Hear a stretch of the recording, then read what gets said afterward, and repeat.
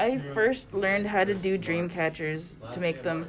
It was a class that was offered in my Aboriginal school that I went to here in Winnipeg, actually. And we used to have dream catcher making ceremonies, drum making ceremonies. We could make rattles and so on. We had powwows and sweat lodges like every month almost at my school. And I learned how to speak my native language, which is Cree. And that was offered in an alternative to French at the time. Which school was this? It's Niji Makwa was one of them. It was a junior high school. And then the high school was Children of the Earth. That's really And that's here in Winnipeg. I don't know where that is. Yeah. Nice. And I thought that was pretty great because I didn't have any affiliation to French whatsoever. And I liked learning things that I could use. Yeah. Because, you know, I was in junior high. I wouldn't need French for ever, hopefully. But but along with learning how to make dream catchers, I learned how to do some beading. I learned how to work with sinew. I never learned how to make moccasins, though I was taught. Wait, you were taught but you never learned? Yeah. Moccasins are hard, okay? I believe that. Yeah, they're difficult. And like the very, very tiny moccasin beading style. Oh, yeah. Those thousands and thousands of little beads, I don't touch those. That's not my forte. But this kind of stuff I really like because I love the concept behind it. Like they're the dream catchers to protect you while you dream. Eats the bad dreams that come into your sacred space while you sleep. And then it's the beads, legend has it, the beads that you put on the dream catcher that are in the web, they kind of suck in negative energy, bad spirits, and they hold them within the bead. Some old wives' tales and stuff like that would say that if a bead ever cracks and falls off of your dream catcher is because it did its duty and it held so much negativity that it shattered. If a dream catcher ever breaks or falls from its designated spot, it means that you need a new dream catcher, and that one has absorbed as much negativity as it can and has saved you from your troubles while you sleep. Oh, wow. Some people, not everyone, but some people believe that dream catchers should never be bought, much like tarot cards. You should receive them as a gift, or you should make them with the intention of rehoming it. I feel like if you make your own dream catchers, it's fine. I was about to say, do I have to give mine to you? No, you don't have to. No, you don't have to exchange them. But it was one of those things where it was meant to be like a gift or an offering. To offer somebody good sleep was considered a very big gesture of friendship and faith. Just being like, here, I hope you sleep well. And that was a really big sentimental thing in our culture. So the gifting of dream catchers was really important. Ingredients or materials needed: the ring. Yep. We need a strip of leather or a thicker rope or a thicker string to wrap on the outside of the metal ring all the way around. Then we're going to need the string for the web, so you can pick a color. Okay. We've got lots of different kinds.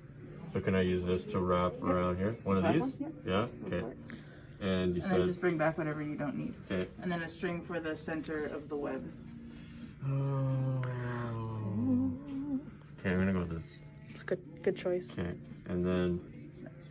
So those are the two main things. Yeah, and then you're gonna need another piece of leather or string for the sides. Okay. So for the most part, we have a lot of different colors, so we don't need to run out of anything. I think the least popular or the least amount that we have is red.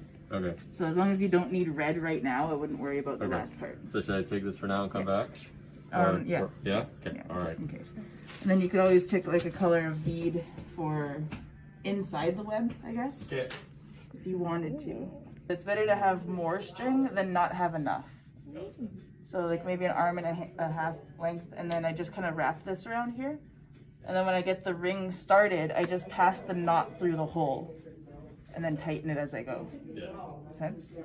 So I just started with wrapping this around the short way, not the long way, because you don't want to have to pull this through every time. Start there, and then I just hold it with my thumb, or glue it there. You could also glue it to itself, or you can tie a knot here. Like, brown's nice. I chose red. Red is unique. I hate red. But you're using red. Okay, so I just tie a little knot there, and then I hold the knot with my thumb and just continue to wrap. And I can even use the knot itself. If it's tied loosely, I could just spin the knot and guide the leather with my other hand. And that, because I have really weak wrists, really bad hands, inherited from my parents, I don't want to keep wrapping it and twisting my wrist all the time. So you could do that, and then as it gets longer, you just push the pieces together and continue to twist it. Continue to twist it, and you gotta anchor it somehow with like a thumb. You have tape? The tape might work, yeah. And then you can undo it. You can glue, huh? Yeah, you can glue too. You can glue it as it goes, but the thing is, glue can be kind of messy sometimes. Yeah. And if it lets go of the metal, it might just unravel anyway. Yeah. How I had my palm on the string to hold it steady, I could also use just my abdomen. That's what I've been doing. Yeah. I just kind of hold it there. And that goes for massive dream catchers too. You can have a huge one the size of a hula hoop, and that technique still holds true. Okay, so I've got this wrapped all the way to maximum capacity, but obviously these strings are too short to tie together, so I'm just gonna wrap it, tuck it in there, and glue it like that. There. Oh, smart. This is gonna be my anchor point right here. I'll probably just throw a couple beads on it and tie a knot. It's my anchor point. The best way I know how to describe this is we're gonna tie from your hanging point. This is like a clock. This is your, sorry, that's okay. So this is your 12 o'clock, right? I'm gonna tie a string there, and it's about twice arm's length. So after you wrap it, we're gonna make these loopy things. These. It goes around and then through the loop and then around and through the loop. See how the needle is going over the bar and in between the strings? We're gonna do that. So I've got this string hanging through, right? Yes. I'm gonna pull it from this way, from underneath, hook my thumb, and then come around, right? Okay. Like that. So underneath you hook through, come around. Yeah. Right, and then I'm gonna, oops, it kinda, oh, I did it wrong. Okay, so this way. Oh, over. Okay. Over, and then I'm gonna grab it with over. Grab it there. Oh yeah. Yeah, I see it totally. Okay, and then I bring that through Okay. the whole length and tighten it. Oh, and it just tightens like that. Yeah. Okay, and then you do the. And then you do that again all the way around. Oh, okay. Makes sense? So what I said about the clock earlier, if you look at a clock, you're going to go one loop for every hour. So that's your 12, right? This is your 1 o'clock, right? And then your 2 o'clock. Oops. 2 o'clock. And then 3. Right, and at first these loops are very small. I don't know if I can see it. oh, where am I? There it is. Loops small. And one for every hour on the clock. That's cool. So I'm gonna do that quickly. Yeah. When you're down there, I can totally see your hands and everything. I think it's like contrasted with the white floor too. So Oh, nice. I don't always put 12. Sometimes I'll do more. Sometimes I'll do less. But that's the basic general, yeah. The more loops you have, the more tight the center will be. There'll be less space to feed the thread through. The larger the sections are, the less threading you'll have and the more open it will be when it's finished. Okay. But it's still possible.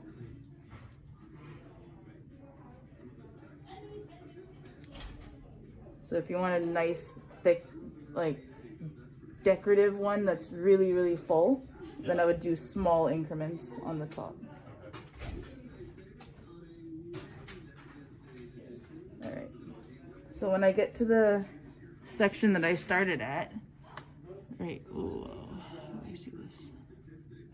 So there's a small gap in between, and I'm just gonna tie this tail to this and continue from there.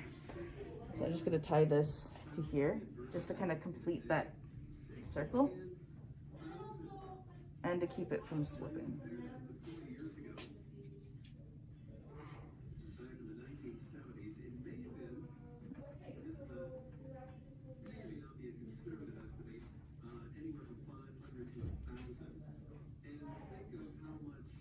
Okay. So there's my hanging point. This is just a little bit off center. Let's see. There we go. Tie that. So that's how you get your triangles. There we go. There's a good view. So you start, you go all the way around with these guys. Anchor here. It's a little bit messy, but you get the point. And then you go the center of each of those previously made sections. So the next one would be right here. And you go all the way around.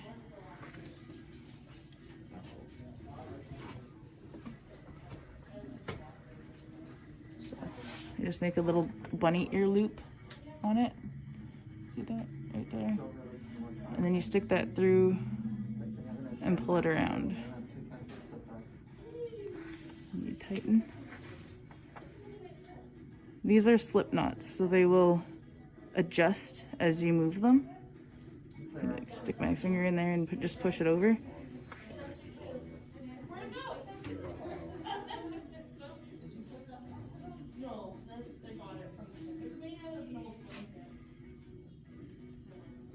And that's pretty much it. That right there, you just keep doing that until you get to the center.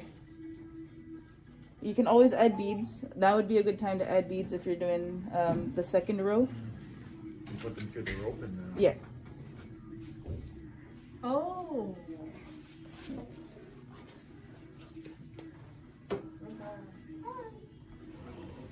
But this basic concept that I've done right now with the first row, you can continue just like that all the way to the center, and that's your dream catcher. After this row is complete, I'm gonna maybe add a couple different beads and make it like fancy. And you just put them on the row itself? Yeah, you just you take the end of your string, slide them all the way down, and then the knots that you do when you go around the loops are what hold the beads in place. Oh, okay. I'm gonna take some of these little flat red beads. Oh, cute. Those are good. Like flat red beads. Okay.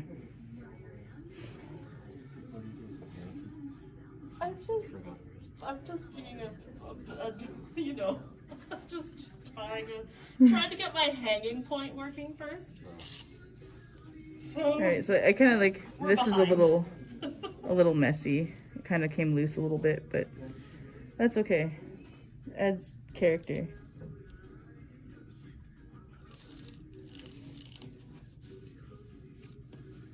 All right, so just a very loose version of what that bead looks like. So this slides over here, right?